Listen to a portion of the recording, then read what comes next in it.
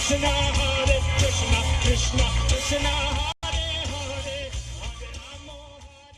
just want to say, I've never actually had the opportunity, although I've interacted with Hare Krishna Das a number of times, I've never had a full opportunity to explore the deeper philosophical underpinnings of your business enterprise.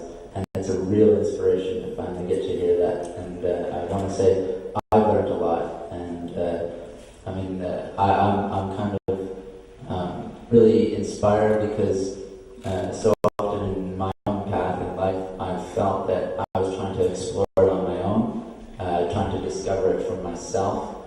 My own discovery that emulates or mirrors in some way any of the things that you spoke about was just reading the Mahabharata.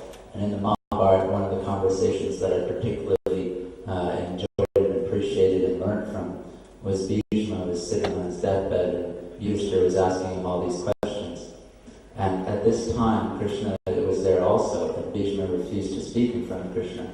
But then Krishna explained that actually Bhishma was speaking just like Krishna. Bhishma was one of the 8 Mahajans, and Bhishma was speaking the exact words of Krishna. So Krishna allowed Bhishma to speak. So Yudhishthira asked him a huge number of questions, all of which relate to the organization of society and the understanding of society. One of them that I liked, which is a bit off topic, was that he said, which is right, the philosophy of impersonalism or personalism. And Bhishma said, well, both are right in the Vedas, but I prefer knowing Krishna. So that's one of the simple answers that Bhishma gave. One of the other questions that the Mahabharata did raise, and this was in that discussion, but also elsewhere, somebody said to Yudhishthira, which is most right, virtue, wealth, or pleasure? And Yudhishthira said, well, virtue, of course. Without virtue, pleasure and wealth have little meaning. And then they turned to Arjuna and said, which is more important, virtue, wealth, or pleasure? And Arjuna said, well, of course, wealth is the most important. Because without wealth, how can you have virtue and how can you have pleasure? And then they turned to Bhishma and they said, well, Bhishma, which is the most important? Bhima, rather. And Bhima said, well, pleasure. Without pleasure, why would I want wealth or virtue? So that's Bhima for you.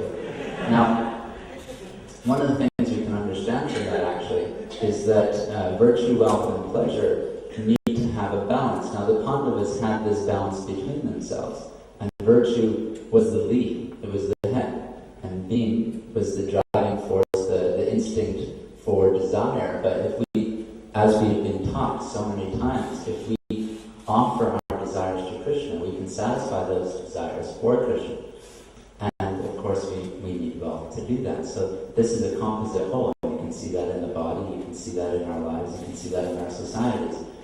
Now what happens from there is that if you have an imbalance between those things, then you have one in excess of another. And actually these balances are all very particularly individual. And this is another thing we have not ever really understood or grasped or come to hold as a truth, but it is true. Each of us has a different balance amongst these 3 things. So Yudhishthira was much more virtuous, and his balance was that he needed a lot of virtue and only a little pleasure and a little wealth would satisfy him. Whereas Bhima needed a different balance. So when we look at each other and when we interact with each other, as long as we appreciate that this person needs to find his balance, so this person here is incredibly wealthy, and a little bit of virtue, just a drop of virtue, balances him. Now what is the point of all this balance? And this is where I get back to Bhishma. Bhishma spoke about how virtue, wealth, and pleasure allow us to realize the self. And realizing the self isn't as important as realizing God, but realizing the self is the platform from which one can become emancipated. That's what Bhishma says. It's very explicit. So until we have balance, we can't realize ourselves. And until we can realize ourselves, we cannot actually become emancipated. So even as a society, we need to find this balance of virtue, wealth, and pleasure to realize ourselves, and then we can become emancipated as a society, as an entire globe. And I feel that this understanding is an exact measure, proportionate, or not proportionate, but is an exact simulation of what he's just discussed. So I suddenly feel like I have a channel and not necessarily a mentor, but somebody who's heading in a direction that I also want to go. Although I'm not actually a business person, I don't appreciate business. I appreciate business people because they have money. But just to close, I too have been trying to explore renewable energy. I did a research project. I had my friends who are trying to do it. My friend Nima over here works for a company that's setting up a hydrogen unit in Vancouver for the Olympics. They have the full process. GM put out a report saying that the amount of hydrogen that's produced in the world just by offshoot production of other things like oil could satisfy 250 million cars. So that's one of the projects that I have high on my agenda. And I'm glad he's got it high on his agenda. Maybe I'll actually get somewhere with it now instead of just talking about it. But thank you guys. And let's all accomplish our goals.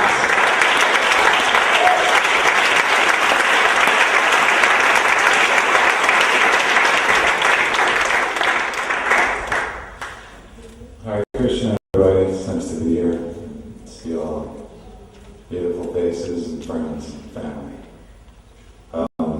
Let's see. My introduction to money was pretty much a gypsy kind of consciousness where you go out. And at 7 years old, I was pretty much dropped off in parking lots on the weekend.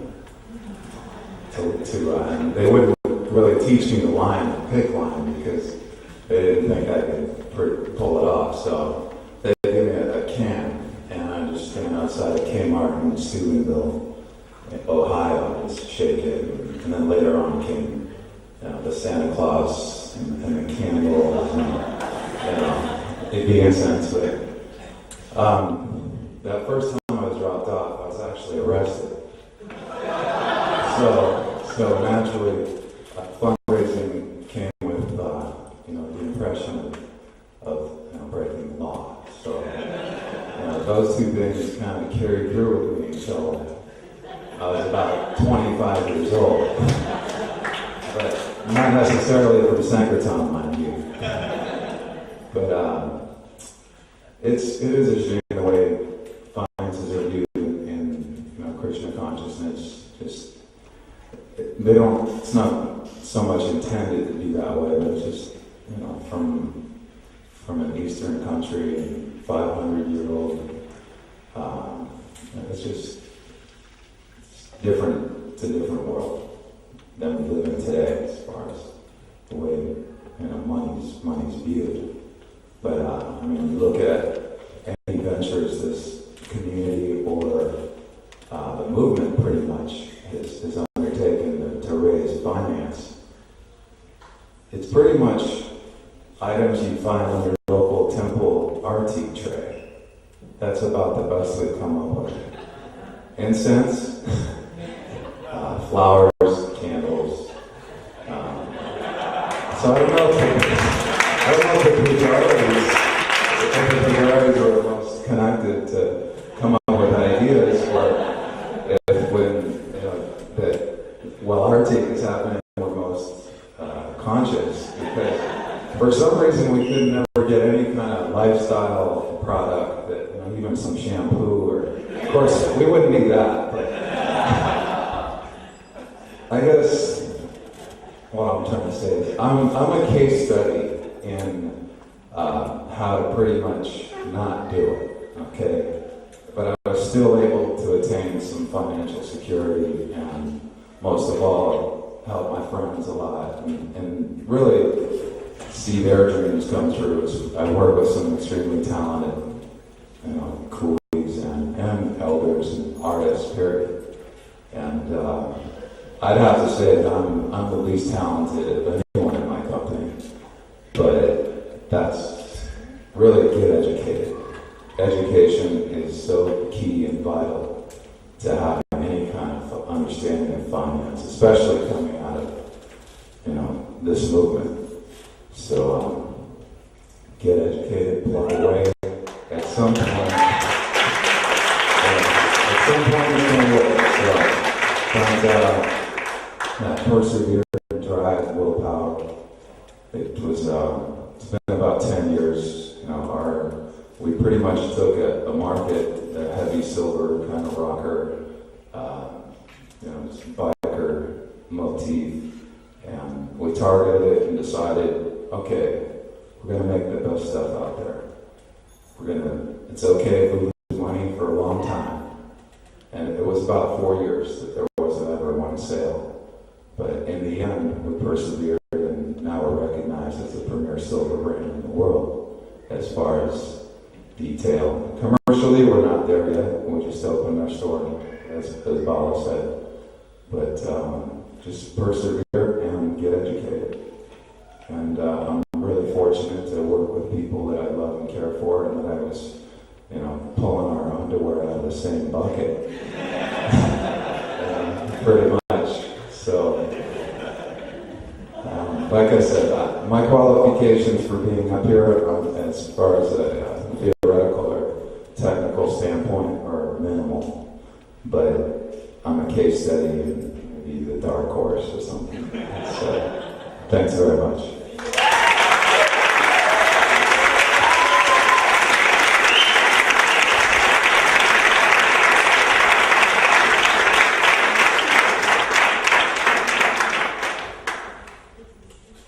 First of all, I really want to thank Bala and Kapil and all organizers for putting together such an amazing event that I think we've needed for quite some time now.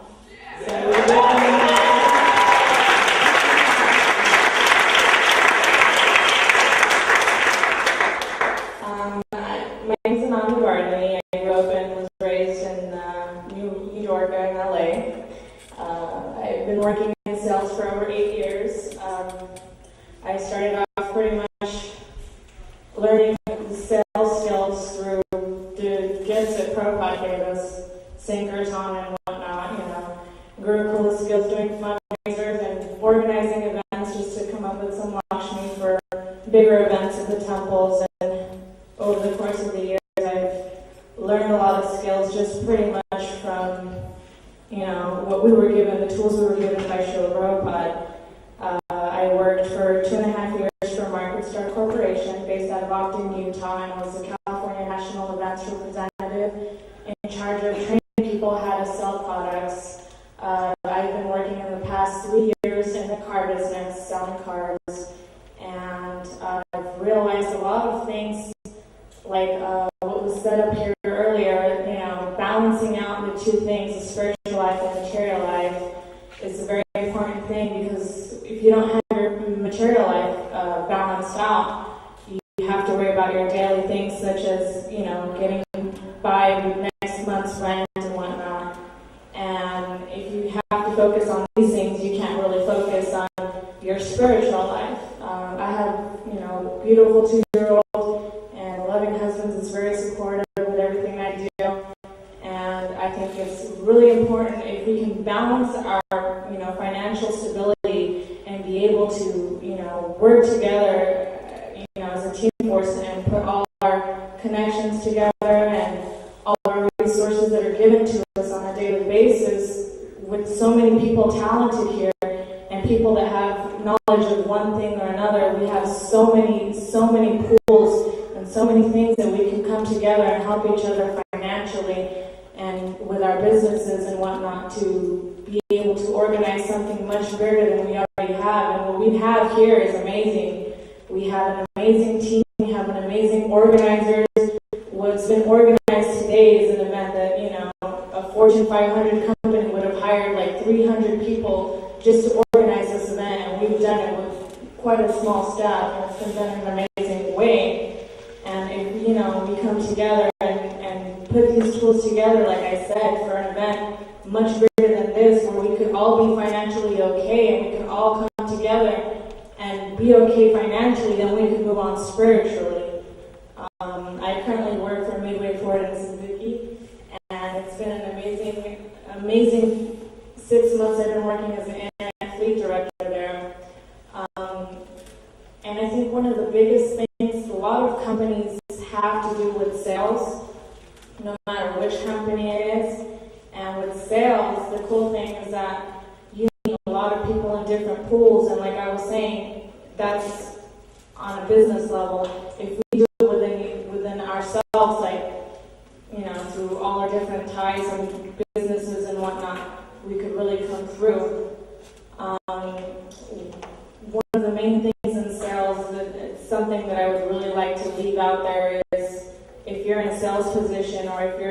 someone that's somehow sales related. It's mostly about what you put out there. It's not the product you're selling, it's yourself. It's the service you're giving. We all serve somebody, one person or another. You're serving somebody, you're helping somebody else. So if you serve the people you're out there to try to, sell something to, don't sell the product, sell yourself, because majority of people already know what they're buying. They've already done the research, they've already gone online, they already know what type of product they're purchasing, they already know what they're in the market for. What they're looking for is the service and the type of experience that will leave them with something to say for the next person to go to you to purchase a product from you. I went to an event probably 2 months ago that was a sales-oriented training, and it was called TOE, Total Ownership Experience. It was the most amazing experience, and as I'm presenting it here to you, it left a big mark on me, and I think it's a very amazing tool. I've been to so many business seminars and sales training seminars and whatnot, and they sit down and talk to you. They don't do anything with you. They don't tell you. They tell you what you've already been told at the last seminar. They don't go over everything with you. And 2 months ago, I went to the seminar. It's called Total Ownership Experience, where they gave you the experience that you really need to give the customers to excel in a business point of view. You can present something to someone and they'll go right to the next vendor just because you didn't present the product properly, or you didn't create the experience for them. The experience is everything. As you've seen in this event today, the organizers have made such an amazing impact, I think, on everybody here during the past couple of days, to where we're all going to go home and think, wow, what an amazing experience. It's my first time in Vrindaban, and I'm so completely, utterly amazed with such amazing people and the event and all the experiences, the light festival, the fireworks, everything. They created the experience for us to go home and be talking about this for